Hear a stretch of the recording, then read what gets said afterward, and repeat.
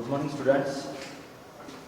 कल हमने nervous coordination के चैप्टर में से एक टॉपिक पढ़ा था जिसमें स्पाइनल कॉर्ड के बारे में हमने सभी चीज़ों को जानने की कोशिश की थी। स्पाइनल कॉर्ड को मॉर्फोलॉजिकली हमने डिस्कस किए, फिर उसके बाद में उसके हिस्टोलॉजिकल सेक्शन को भी हमने पढ़े और फिर लास्ट में हमने स्पाइनल नर्व किस तरीके से फॉर्म होती है जो कि मिक्स टाइप ऑफ नेचर की रहेगी, क्योंकि क्रैनियल नर्व जो स्पाइनल नर्व का नेचर के हिसाब से डिफरेंस क्या है, तो क्रैनियल एक कैटेगरी में रहेंगे, सेंसरी, मोटर प्लस मिक्स। और इसमें अगर आप देखेंगे तो आपको सिर्फ और सिर्फ 31 पेयर्स जो नर्व्स मिलेंगे वो टोटली आपको कैसे मिलने वाले हैं, तो मिक्स टाइप के मिलेंगे। ये जो आज हम टॉपिक डिस्कस करने वाले हैं ये अभी प्रेजेंट सेशन के लिए अपने स्टेट बोर्ड के सिलेबस से ओमिटेड है, निकाल दिया गया है या फिर इसको कम किया गया है, लेकिन आपके एंट्रेंस के लिए ये टॉपिक इंपॉर्टेंट रहेगा और इसीलिए हम इसी टॉपिक से रिलेटेड उस चीज़ को भी कंप्लीट करने की कोशिश कर रहे हैं। तो नीट के लिए आपको ये टॉपिक जो पढ़ना है that will have the title as a reflex action. ठीक है, तो स्पाइनल कॉर्ड के फंक्शंस में जब हम देखेंगे तो नियर अबाउट 2% का सेंट्रल नर्वस सिस्टम का कंट्रीब्यूशन वो प्रोवाइड करता है और उसमें से भी जितने भी मोस्ट वाइटल एक्टिविटीज है जिनको हम इनवॉल्यूंटरी एक्शंस बोलते हैं, वो सभी एक्शंस कहीं ना कहीं स्पाइनल कॉर्ड से कंट्रोल किए जाते हैं। और यही फंक्शन परफॉर्म करने की वजह से हमको ये पता लगेगा कि spinal cord can relieve the extra stress which is formed on the brain. हमारे ब्रेन का जो एडिशनल स्ट्रेस होता है, जो एडिशनल टेंशन जिसको हम बोलते हैं, एडिशनल प्रेशर जिसको बोलते हैं, वो रिलीव करने का काम करता है। So without knowing the brain, we can easily handle the different emergency conditions in a involuntary actions. ठीक है, तो उस चीज को किस तरीके से हम मैनेज करते हैं, तो उसके लिए मेन जो रिस्पॉन्सिबल फैक्टर है वो है आपका रिफ्लेक्स एक्शन, जो कि जनरली आप कंसिडर करोगे स्पाइनल कॉर्ड से ही कंट्रीब्यूट किया जाता है, क्योंकि आपको पढ़ना है आगे कि रिफ्लेक्स एक्शन जो है वो होता क्या है।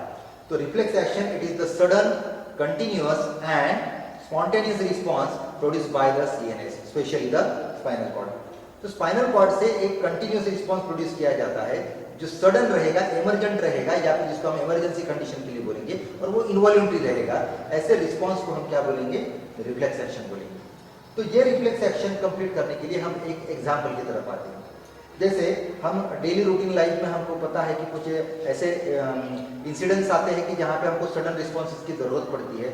उसमें से एक एग्जांपल अगर हम लेते हैं कि suppose we have the pin, एक पिन लिया आपने और वो सडनली आपकी स्किन को पंक्चर करता है, तो क्या होगा, अननोइंगली अगर वो पिन आपके स्किन को इंसर्ट की जाती है, टच की जाती है, तो suddenly you have developed you have the pain sensation. तो जैसे ही सडनली पेन सेंसेशन हमको होता है, हम क्या करते हैं, हमारे हाथ को विड्रॉ कर देते हैं, रिमूव कर देते हैं उस साइड से, बराबर है। तो puncturing of pin to the skin will give the proper formation of reflex action. अभी ये रिफ्लेक्स एक्शन में क्यों होता है, क्योंकि आप देखेंगे कि यहाँ पे इतने ज्यादा फास्ट स्पीड के साथ में रिस्पॉन्स प्रोड्यूस किया जाता है, कंडक्ट किया जाता है कि आपको उतना पता भी नहीं लगता, कैलकुलेटिंग टाइम भी नहीं पता लगता हमको, और वो चीज हम परफॉर्म करते हुए छोड़ देते हैं। तो इसमें हम ये एग्जांपल कंसिडर करेंगे कि puncturing of skin by the pin, या फिर हमको अगर हीट का अगर थोड़ा सा झटका लग जाता है तो फिर हम क्या करते हैं, हमारा हाथ निकल जाता है किसी हॉट चीज के ऊपर, अगर हमारा हाथ रखने से या फिर अननोइंगली उसको टच करने की वजह से सडनली हम हमारा हाथ रिमूव कर देते हैं। तो ये सब चीजें जो है वो रिफ्लेक्स एक्शन से रिलेटेड होती है। तो किस तरीके से होती है देखो, तो रिफ्लेक्स एक्शन को स्पाइनल कॉर्ड को कंट्रोल करने के लिए ये दो चीजों को कल मैंने आपको बताया था। एक साइड से डॉर्सल हॉर्न रहेगा जो डॉर्सल रूट को फॉर्म करता है, वेंट्रल हॉर्न रहेगा वेंट्रल रूट को फॉर्म करता है। डॉर्सल रूट में एक डॉर्सल रूट गैंग्लियन का फॉर्मेशन दिया जाता है, जिसमें इस तरीके का न्यूरॉन का इनर्वेशन रहेगा। और कल ही मैंने आपको बताया था कि ये न्यूरॉन कौन सा रहेगा, सेंसरी न्यूरॉन। वैसे ही यहाँ पे अगर हम दिखाएंगे तो इस तरीके से और एक न्यूरॉन प्रेजेंट रहेगा और यहाँ से एक तीसरा न्यूरॉन। ठीक है, तो ये कौन सा था, this one is called as adjuster और एसोसिएशन। ठीक है, तीसरा वाला जो वेंट्रल हॉर्न से अराइज होगा, this is the motor neuron. तो हम ऐसा बोल सकते हैं कि हमारे स्पाइनल कॉर्ड के साथ में सेंसरी न्यूरॉन का भी कम्युनिकेशन है और उस दूसरे साइड से मोटर न्यूरॉन का भी कम्युनिकेशन है, और internally power of analysis, perception, calculation के लिए हमारे पास एडजस्टर टाइप के न्यूरॉन है। ये ग्रे मैटर उसी के लिए इंपॉर्टेंट होता है। तो एक जो अभी हमने एग्जांपल देखे थे कि किसी को अगर सडनली पिन लग जाती है तो हम हमारा हाथ जो है वो निकाल देते हैं, रिमूव कर देते हैं, तो वो कैसे होता है देखो। एक साइड से सबसे पहला पार्ट यहाँ पे रहेगा, this is the receptor side, ठीक है। So taking the example of receptor that is skin, ठीक है। Now this is the sensory neuron, इसकी मूविंग डायरेक्शन कैसी होगी, ऐसी होगी, ठीक है, ये इस डायरेक्शन में जा रहा है। यहाँ पे एडजेसेंट न्यूरॉन है, ये जो पर्टिकुलर पार्ट है जो मोटर न्यूरॉन के साथ में है, तो यहाँ से जो हम सेंसेशन या फिर रिस्पॉन्स को बताएंगे तो this will leads to the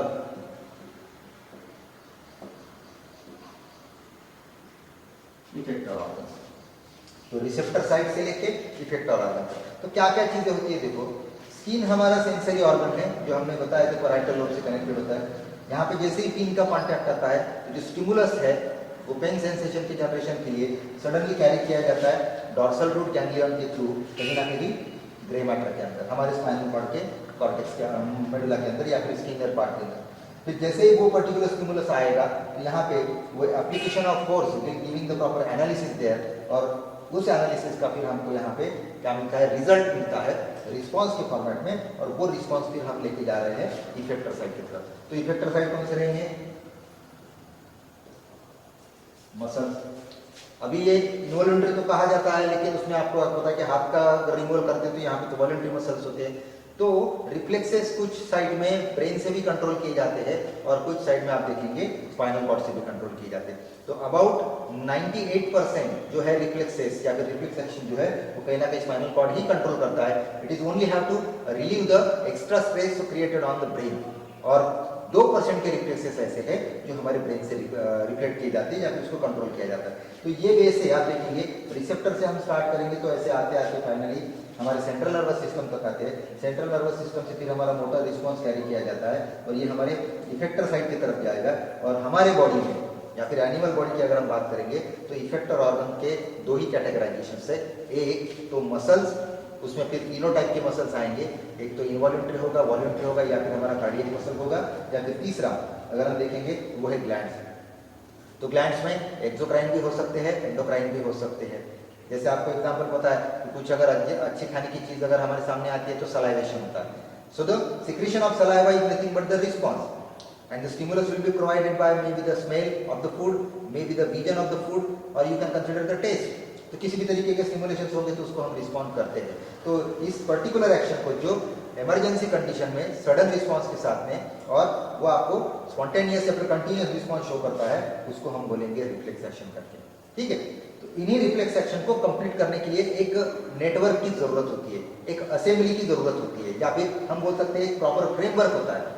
The framework of the reflex action is completed by reflex arc, ठीक है। तो रिफ्लेक्स आर्क क्या होता है देखो, अगर हम यहां से इनिशिएट करेंगे, ये कंप्लीट यूनिट यहाँ, इसको कहा जाता है रिफ्लेक्स आर्क। तो कितने कंपोनेंट्स रहेंगे मैं लिस्ट आउट करता हूं, फिर आपको समझ में आ जाएगा इस चीज की तरफ। बाकी के तो ये लेवल तो आप लोगों को पता ही है। दोनों साइड से रिफ्लेक्स एक्शंस कंट्रोल किए जाते हैं। रिफ्लेक्स आर्क, उसके कंपोनेंट, उसमें सबसे पहला लिखना है हमको, it is receptor, second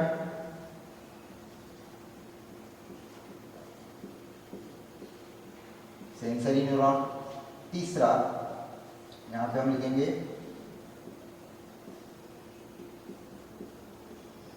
adjacent neuron, then fourth one is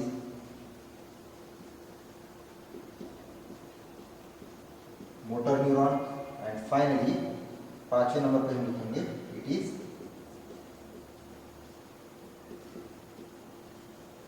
effector organ. एक चीज और इसमें बचेगी जो आपको सभी जगह पे दिखानी है, और वो है इट इज